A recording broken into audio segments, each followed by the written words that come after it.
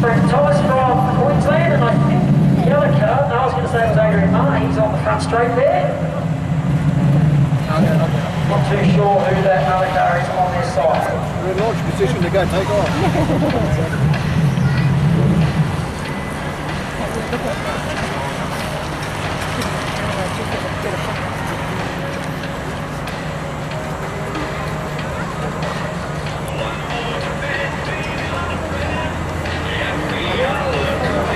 I'd say it's James Thompson just climbing out of the race car. Yes, it is. You can tell by the race suit.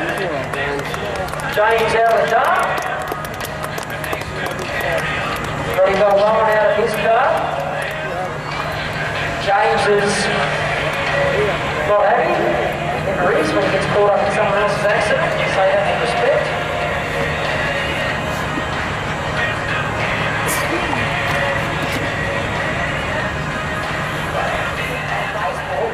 You're the king of Facebook. I absolutely despise it, Stuart, you know that. And yeah, I just realised that it's a pretty useful marketing tool and gives me sponsors a pretty good run and gives me fans a bit of an update during the week. And just a couple of nice little photos of what we do during the week. So I think that's what the sport needs. I think it needs a bit of an insight into what we do during the week. And yeah, it's a great medium to try and show that. So, yeah, all of the displays of that now I'm an admirer.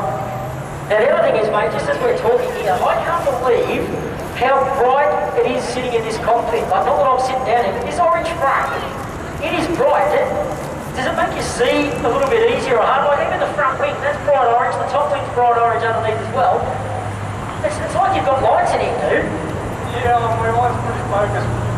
Not only just in front of me, but around 50 foot around the corner. So the front wing being fluoro yellow does give me a pretty good guide of where my front wheels are at and how close I can race the guys. The actual frame itself, it doesn't really, it doesn't really bother me. I did at the start, I was thinking, geez, what have I got here, a bit of a lollipop. But, it's a nice looking car, the fans love it, the kids love it. And, we've got a bit of an idea for another paint scheme, but I'll tell you what, it's pretty hard to go past something that's so good. So, big cheerio out to my family up on the hill, supports me every week, and all the fans during the week.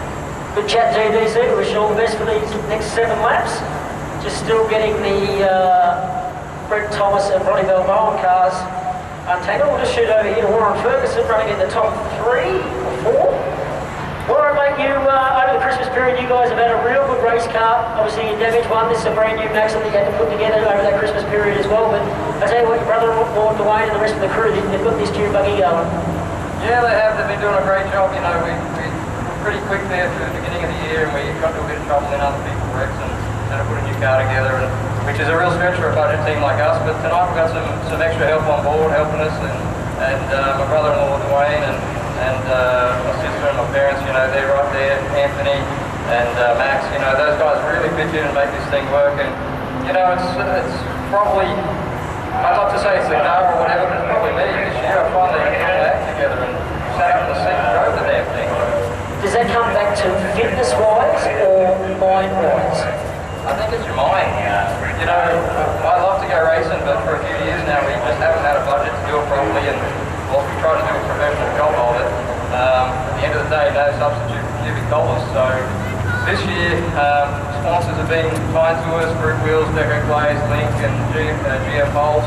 You know, their help's helped, and my career's sort of taken off with my professional career. So I've had to talk to the missus into letting me pour a few cubic dollars in. Does that mean she gets to go shopping a bit more often down at Westfield? She wanted the overseas holiday deal, but you know, I think this year that might go out the window. And I'm just looking at your helmet, and obviously tear-offs. You guys are running tear-offs for the people that might have been here before. You can see these clear plastic things floating around on the outside of the track. The tear-offs of these days, the racing optics ones, they're obviously a whole lot better than what they were years ago, where guys used to have to put 30 plus on when you went on a racetrack like this. How many did you put on before you come out from tonight's day, mate? We put 25 on for the race tonight, and unfortunately it's a little bit drier out here, so that's not too bad. We'll probably finish with a few. But I remember years ago when we used to race, it was like looking through a bottle of milk, and these things are brilliant compared to what they were. When you go to pull it, obviously when you get a stack of clay on the helmet and stuff like that, obviously it does build up on the top of the helmet, the bottom of the helmet, but when it's on the visor part where the tear-offs are, when it's heavy, if you're in the middle of the turn, you still pull the tear-off or do you wait till you get on the straight? You pull it wherever you need to. I mean, there'd be nothing worse than being in the middle of the turn and be absolutely filled in and not know where you're going. You know, our first heat race tonight, we blew a power steering hose in the last 2 laps and I nearly threw it away going into turn 4 because I couldn't see. All the oil got up on my visor and like I was underwater, you know, and it's, if you can't see, you can't drive. It's that simple. Now, some guys obviously pull their left hand or their right hand and pull the visor. Which one do you do to get your tear-off off? Yeah, there's a funny story. I'm right-handed, but this job I do with my left hand. I think I like the right hand still on the steering wheel. It's funny, actually, I was talking to someone about that, and I said to myself, I reckon you'd be better off having your stronger arm, which most people do have a stronger arm, and if it is your right arm, you'd rather than on the steering wheel. Yeah, for sure. I mean, there is a little bit of coordination to pull these things, because they're not always the easiest things to find. They're flapping around or they're stuck in them with the air or mud or something. But it took me a little while to get the left hand to work properly, you know. It's not quite as sharp as the right one.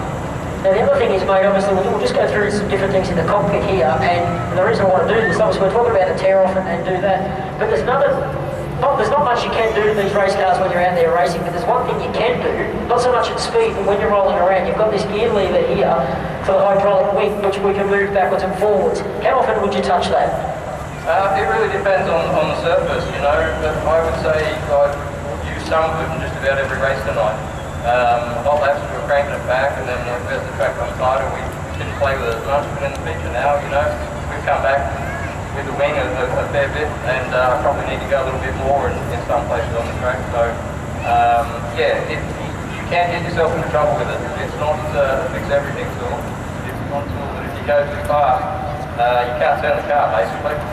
Just explain when if you pull the wing back, well, where it's sitting now, where are we? We're probably halfway, pretty much, at the moment, without probably letting the other drivers know, but I shouldn't do that in a way, but if you pull that wing way back, what does that do to this race car? If I pulled that wing way back, it probably wouldn't turn left at the end of the straight. and on the starts, it'd probably... Right, so...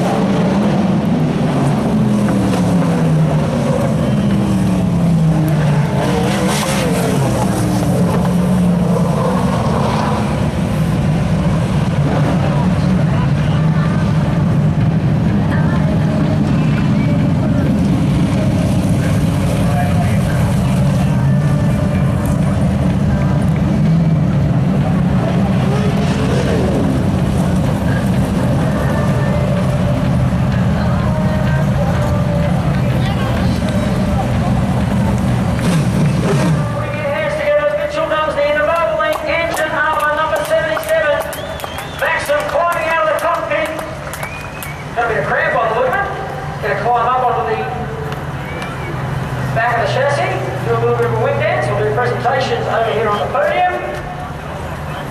How about a time out Sydney Speedway, your feature winner, Mitchell